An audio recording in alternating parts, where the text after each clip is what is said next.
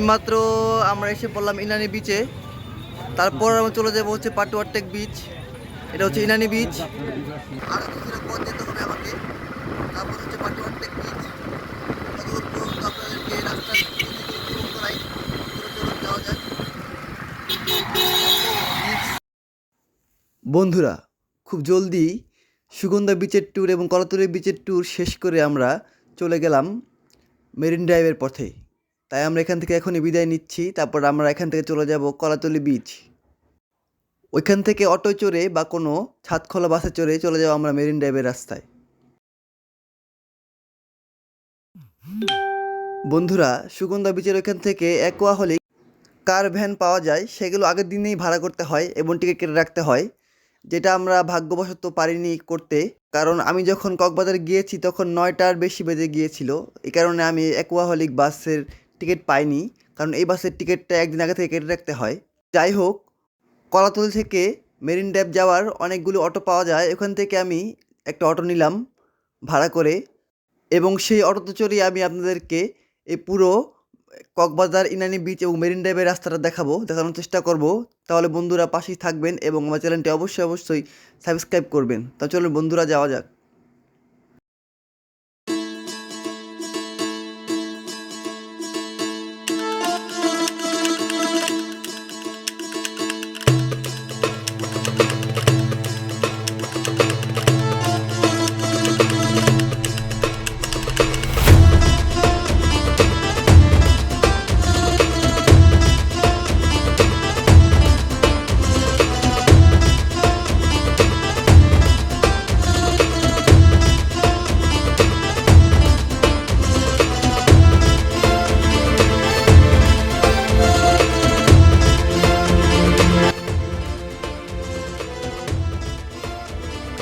বন্ধুরা, সুদূর মেরিন ড্রাইভে যেতে রাস্তার দুই ধারে আপনার চোখে পড়বে প্রাকৃতিক দৃশ্য, যা দেখে মন আপনার ভরে যাবে। এক পাশে পাহাড়, আরেক পাশে সমুদ্র।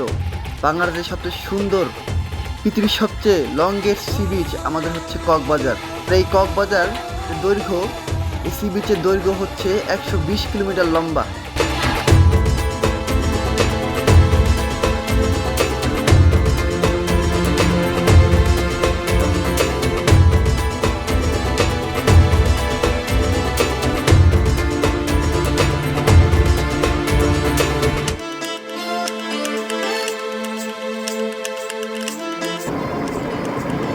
বন্ধুরা, এটা হচ্ছে মেরিন ড্রাইভের রাস্তা। এক পাশে হচ্ছে পাহাড়, আরেক পাশে হচ্ছে সমুদ্র, আর হচ্ছে মাঝখানে একটা সুন্দর রাস্তা। এলাকায় অনেক করে এখন চলে যাবো পাটুয়ারটেক। তারপর আপনার সাথে কথা হবে আবার।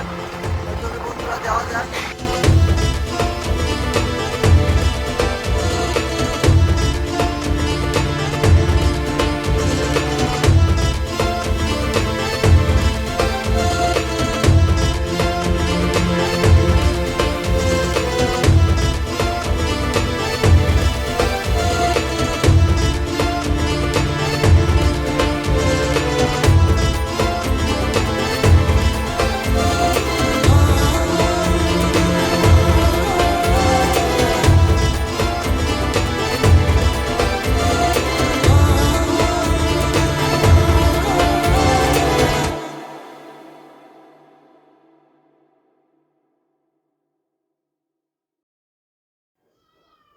পাহাড় আর সমুদ্র দুই মিলিয়ে এই রাস্তাটি যেন এক মধুময় রাস্তা। খুবই সুন্দর, চারপাশে সবুজ আর সবুজ, এক পাশে নীল, এক পাশে সবুজ। আপনার মনকে করে তুলবে উৎফুল্লর। গাড়িতে করে যেন যেতে আছি তবুও যেন রাস্তা শেষ হচ্ছে না। আর কখনো যেন এরকম রাস্তা শেষ না হয়, সেটাই আমার প্রার্থনা।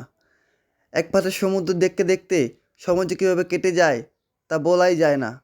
এত সুন্দর লাগছিল এই মেরিন ড্রাইভ কক্সবাজারের রাস্তাটা।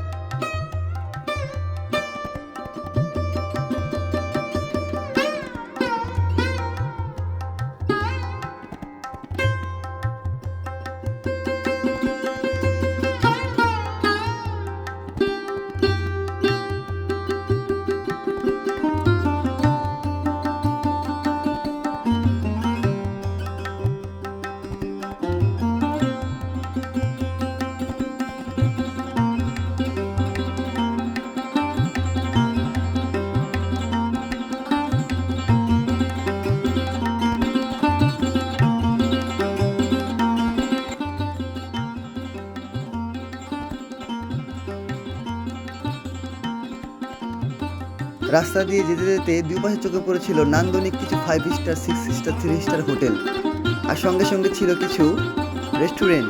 বিভিন্ন রকমের ইকো ফ্রেন্ডলি রেস্টুরেন্ট ছিল, যা দেখে অবশ্যই অবশ্যই আপনাদের চোখ জুড়াবে। আর সুবিশাল পাহাড় আর সুবিশাল সমুদ্রর মাঝখান দিয়ে এত সুন্দর একটি রাস্তা গিয়েছে, যেটা দেখে আপনার মনটা আসলেই ছুঁয়ে যাবে। প্রেমে পড়ে যাবেন বাংলাদেশের প্রকৃতির, বাংলাদেশের সবুজ শ্যামল এই ছায়ার ঘেরা প্রকৃতির মাঝখানে। বাংলাদেশে যে কী সুন্দর রূপ, কী সৌন্দর্য, তাই চট্টগ্রামে না আসলে বুঝবেনই না। এই পার্বত্য চট্টগ্রাম জেলাটা আসলেই খুব সুন্দর।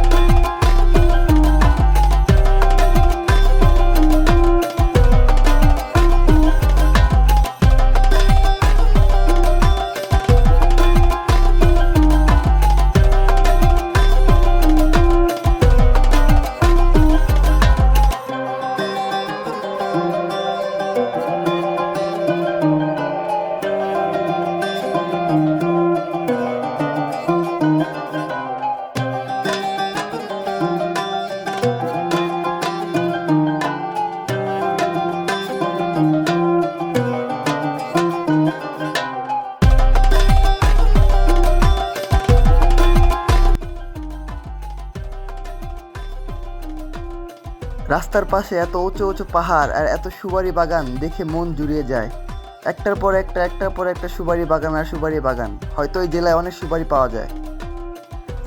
একটু পরপর পাহাড়ের হাতছানি আর ছোট ছোট গ্রাম আমার মনকে অনেক আনন্দময় করে তুলেছিল।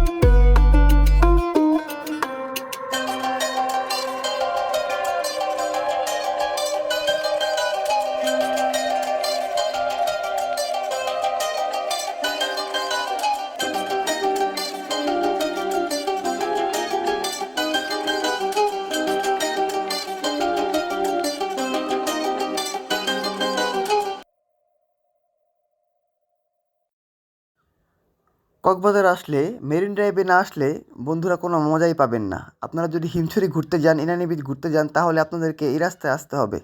আর এই রাস্তায় ঢুকলে আপনার মন জুড়িয়ে যাবে। এত সুন্দর লাগে এই রাস্তাটা, এত ভালো লাগছে। নিরিবিলি গাড়ি চলছে তো চলছে, চলছে তো চলছে, থামার নাম নেই। আর এত সবুজ চারপাশে, চোখ জুড়িয়ে যায়।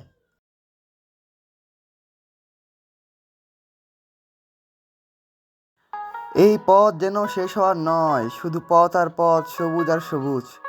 দুই পাশে পাহাড়, এক পাশে পাহাড়, কখনো কখনো সমুদ্রের হাতছানি, মাঝে মাঝে দু একটা সুপারি বাগান, তার মাঝ দিয়ে চলে যাচ্ছি সাই সাই করে মেরিন ড্রাইভে। আর কি সুন্দর চমৎকার এই রূপ প্রকৃতি।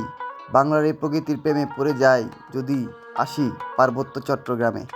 কি সুন্দর সেই মায়া, কি সুন্দর সেই সবুজ পথ। আমি বারবার আসতে চাই এই ধানসিঁড়ির তীরে, এই পার্বত্য চট্টগ্রামে।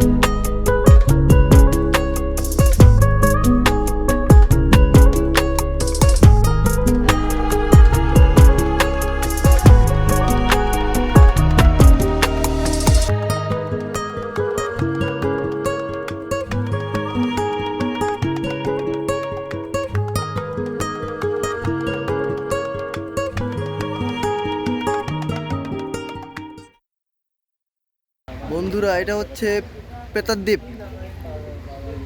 খুব সুন্দর, দেখুন এই দ্বীপটা, দেখুন এখানে অসাধারণ পাহাড়, সুপারি বাগান, যেখানে চলছে সুপারি বাগান, সুপারি বাগান। এখনই গাড়ি ছেড়ে দেবে, চলুন যাওয়া যাক।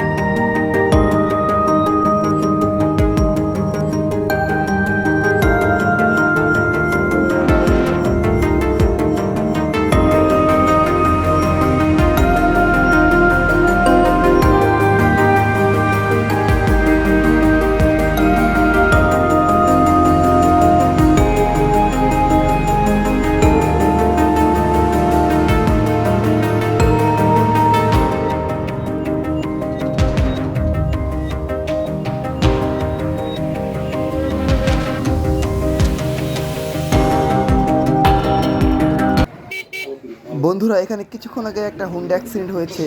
তো বন্ধুরা, এখানে কেউ হুন্ডা নিয়ে আসেন বা বাইক নিয়ে আসেন, অবশ্যই সাবধানে চালাবেন বাইকটা, কারণ এখানে যে কোনো সময় যে কোনো মুহূর্তে আপনারা বিপদে পড়ে যেতে পারেন। আর বাইকের স্পিড একটু কমিয়ে চালাবেন। আল্লাহ যা সন্তান ঘরে ফিরে যাও।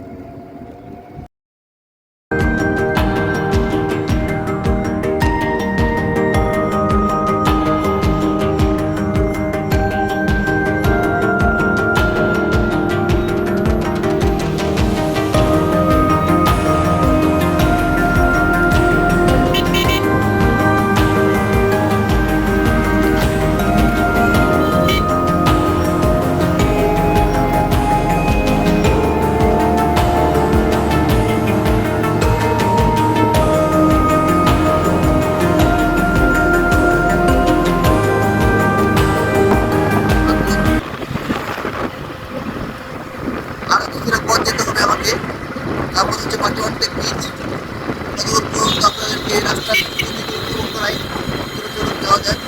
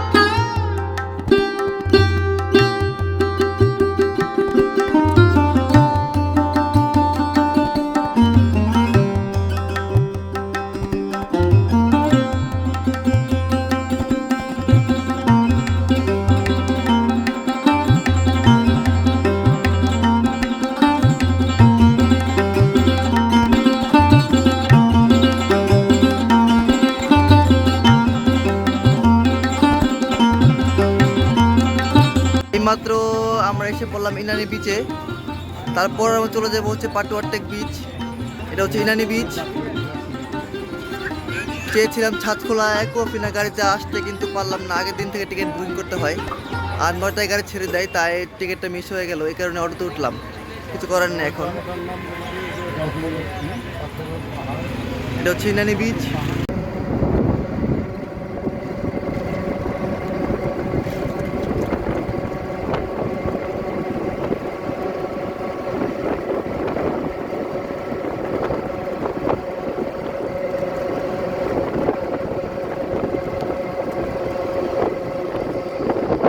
এত সুন্দর নদকার রাস্তা, এক পাশে সমুদ্র, যেতে খুব ভালোই লাগছিল। সমুদ্রের খোলামেলা মৃদু বাতাস, শরীরটা মনটা জুড়িয়ে যাচ্ছিল সমুদ্রের এই বাতাসে। খোলা আকাশ, খোলা সমুদ্রের এই মুক্ত আকাশে চলতে দুর্দান্ত লাগছিল আমার।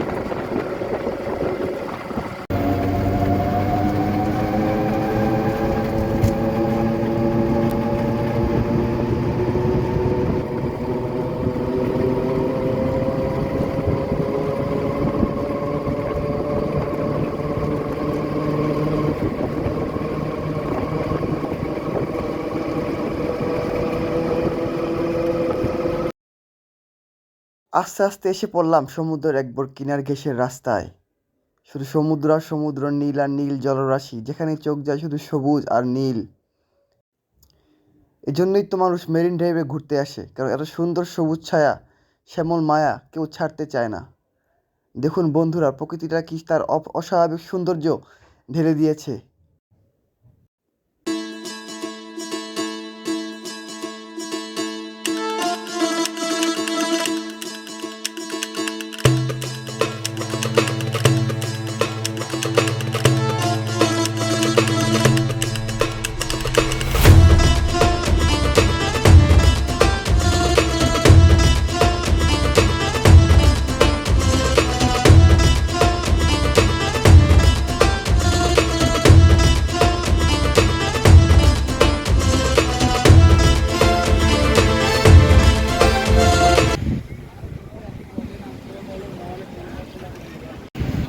এসে পড়লাম বাংলাদেশে বসে বালির স্বাদ নিতে।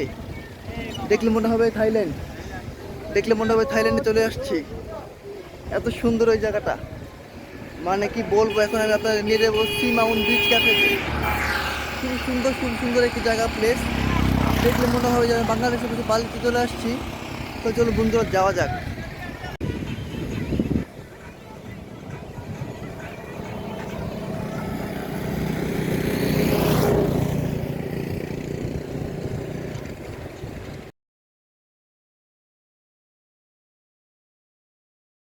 বন্ধুরা, আজকের মতো এই ব্লগটি এখানে শেষ করছি।